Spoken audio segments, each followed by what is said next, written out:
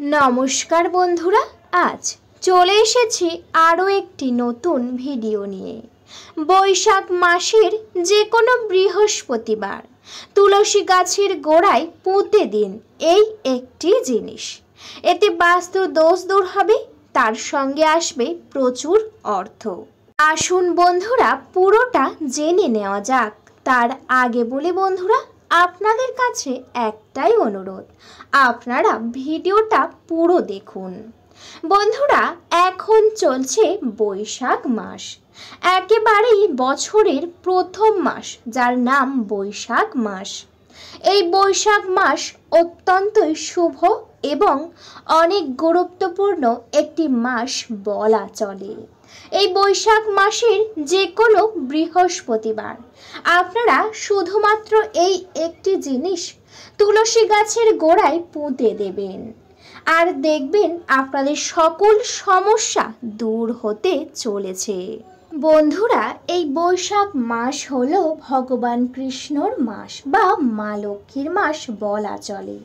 এই বৈশাখ মাসে কিছু নিয়ম অবশ্যই মেনে চলতে হয়। যেমন এই বৈশাখ মাসে আপনারা চেষ্টা করবেন প্রত্যেক দিন তুলসী গাছে জল অর্পণ করার। তার কারণ হলো একটাই, এই বৈশাখ মাস অত্যন্তই শুভ এবং অনেক পবিত্র একটি মাস, তাই আপনারা প্রত্যেক দিনই জল অর্পণ অবশ্যই করবেন। বন্ধুরা, আপনারা এই বৈশাখ মাসের যে বৃহস্পতিবার এই কাজটি করবেন, সেই বৃহস্পতিবার অবশ্যই ব্রহ্ম মুহূর্তে ঘুম থেকে উঠবেন। ঘুম থেকে উঠে বাসি বিছানায় বসে নিজেদের হাতের তালু অবশ্যই দর্শন করবেন। এরপর বাড়িতে থাকা সমস্ত বাসি কাজকর্ম সেরে স্নান সেরে শুদ্ধ বস্ত্র অবশ্যই পরে নেবেন। শুদ্ধ বস্ত্র পরিধান করে তারপর কিন্তু আপনারা চলে যাবেন ঠাকুর ঘরে। ঠাকুর ঘরে গিয়েই ঠাকুর ঘর ভালো করে মুছে পরিষ্কার করে আপনারা যেমন নিত্য পূজা করেন ঠিক তেমন পূজার আয়োজন করে নেবেন। যখনই পূজার আয়োজন একেবারেই সম্পূর্ণ হয়ে যাবে, তারপর আপনারা নিয়ে নেবেন একটি অখণ্ড, মানে হলো একেবারেই নিখুঁত পান পাতা। হ্যাঁ বন্ধুরা, একেবারেই ঠিকই শুনেছেন। এই কাজের জন্য অবশ্যই লাগবে একটি নিখুঁত পান পাতা। পান পাতাটি যেন কোনোভাবে ছেঁড়া বা নোংরা না হয়, তেমন দেখেই আপনারা অবশ্যই নিয়ে নেবেন। এরপর সেই পান পাতার উপরে প্রথমেই রাখবেন অখণ্ড আতপ চাল।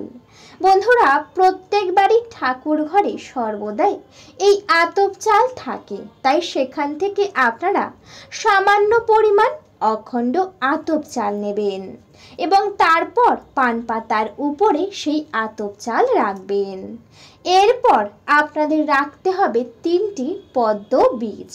বন্ধুরা, পদ্ম ফুলের যে বীজ রয়েছে এগুলি যে কোনো দশকর্মার দোকানে পেয়ে যাবেন। এছাড়াও অনেকের বাড়ির ঠাকুর ঘরে থাকে এই পদ্ম বীজ। আপনারা চাইলে সেখান থেকে 3টে নিতে পারেন বা যে কোনো দশকর্মার দোকান থেকে গিয়ে 3টে কিনে নিয়ে আসতে পারেন। এরপর সেই 3টি পদ্ম বীজ অখণ্ড আতপ চালের উপরে রাখবেন এবং এরপর রাখবেন একটি 1 টাকার কয়েন। এই 3টি মঙ্গল সামগ্রী নিয়ে পান পাতা সহযোগে আপনারা ভগবান কৃষ্ণর চরণে বা মাতা লক্ষ্মীর চরণে অবশ্যই রাখবেন। এরপর হাত জড়ো করে আপনাদের মনস্কামনা অবশ্যই জানাবেন। তারপর শাঁখ কাঁসা ঘণ্টা বাজিয়ে নিত্যদিনের পূজা সম্পূর্ণ করে নেবেন। বন্ধুরা, পূজা সম্পূর্ণ হয়ে যাবার পরে আপনারা ঠিক একইভাবে তুলসী তলায় ঠিক একই নিয়মে পূজা করবেন। একটি ঘিয়ের প্রদীপ জ্বালবেন এবং ভক্তি সহকারে আরতি করে ভোগ নিবেদন করে পূজা সম্পূর্ণ করবেন। পূজা সম্পূর্ণ হয়ে যাবার পর প্রণাম সেরে কিছুক্ষণ বাইরে থাকবেন। বন্ধুরা, সব সময় চেষ্টা করবেন তুলসী গাছের যত্ন করার।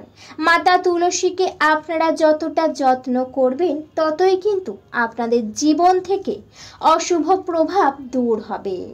এই বৈশাখ মাসে প্রচণ্ড রোদ্দুর থাকে। চেষ্টা করবেন তুলসী গাছকে একটি নির্দিষ্ট বা ছায়া জায়গায় রাখার, না হলে মাতা তুলসীরও অনেক কষ্ট হবে। তাই আপনারা অবশ্যই করে এই নিয়মগুলি মেনে চলবেন।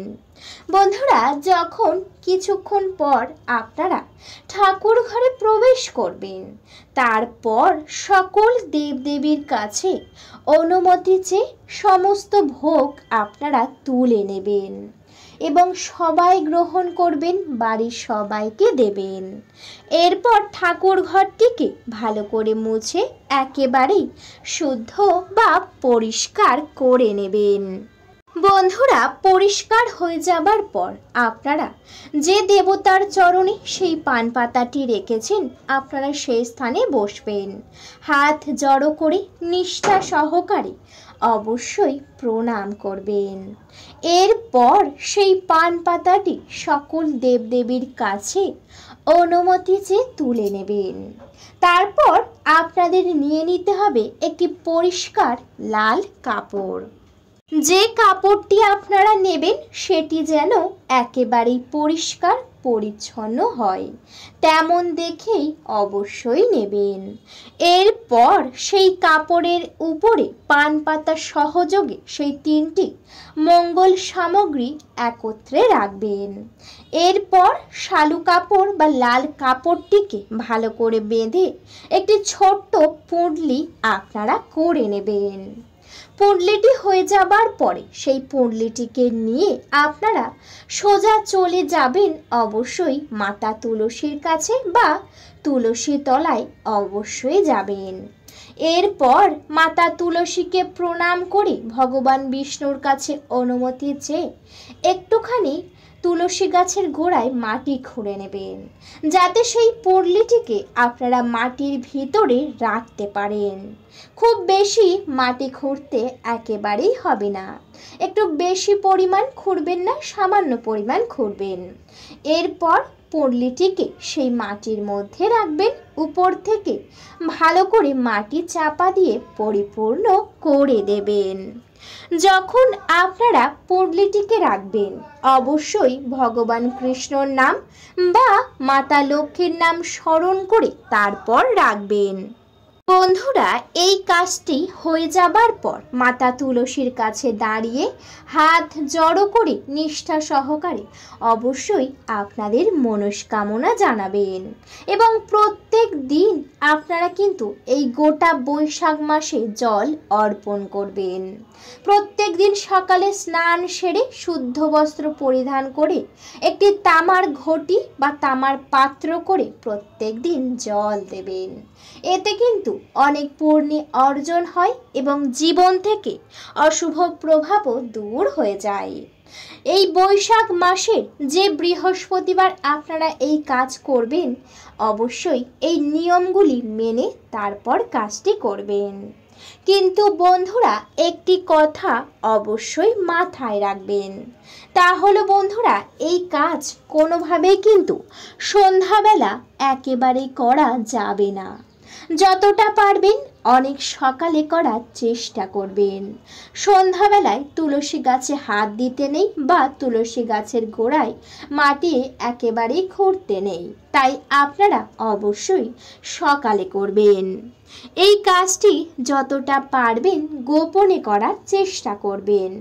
গোপনে করা কাজ কিন্তু সর্বদাই সুফল পাওয়া যায়, তাই আপনারা যে বৃহস্পতিবার করবেন অবশ্যই গোপনে করবেন। কেউ যেন আপনাদের দিকে না দেখে বা কেউ যেন না জানতে পারে, তেমনভাবেই আপনাদের কাজটি করতে হবে।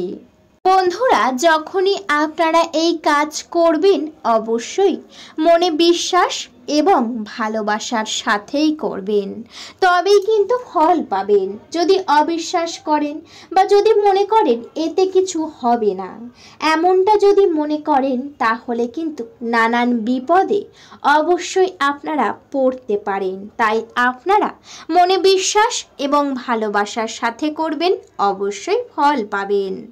বন্ধুরা, ভিডিওটা এই পর্যন্ত। ভিডিওটি যদি ভালো লেগে থাকে অবশ্যই ভিডিওতে একটি লাইক করবেন, শেয়ার করবেন এবং সাবস্ক্রাইব করে আমার পাশে থাকবেন। আজকের মতো আমি বিদায় নিলাম। সবাই ভালো থাকবেন, সুস্থ থাকবেন। সকলে একবার ভালোবেসে কমেন্টে জয় মা লক্ষ্মী অবশ্যই লিখবেন। আপনাদের সকলকে জানাতে চাই অনেক অনেক ধন্যবাদ। হরে কৃষ্ণ, রাধে রাধে।